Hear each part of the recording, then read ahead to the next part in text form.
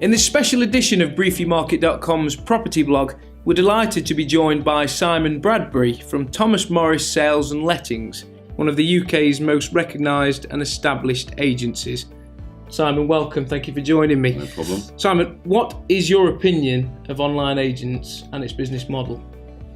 Well, the first thing I'd say is I do actually have an issue with even the term online agents.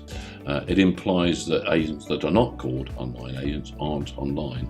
And often I would, well, certainly from Thomas Morris' perspective, I would say that we're more online than most so-called online estate agents. But I still think they've taught us a few things, and we've certainly at Thomas Morris learned a few things from the so-called online estate agents. The first thing I think we've learned from them is the importance of convenience for the customer. The ability to go online and do things very, very easily and very, very simply. So that's the first thing that they've taught us, and we've tried to take that on board ourselves. The second thing that I would say is that they've taught us from a business perspective to analyse our cost base a lot more acutely, and to look at our costs and decide whether we really do need to invest in certain areas.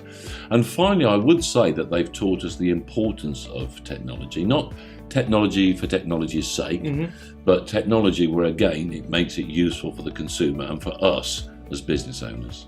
Fantastic, thank you. Should traditional agents aim to be more progressive? And if so, what can they do? Yeah, I definitely think that estate agents in general can be more progressive, and I would include the so-called online estate agents that need to be even more progressive, as well as the so-called traditional estate agents. The sort of things I'm thinking about are to do with training. At the end of the day, one of the biggest difference between so-called high street or traditional and so-called online estate agents is the people. I really believe that's a massive discriminator, and I think progressive companies will invest an appropriate amount of time and money and energy into getting the right training.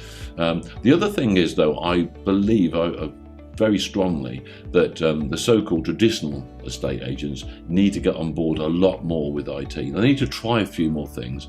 Frankly, they need to make a few more mistakes so they can learn from those mistakes and move their business forward.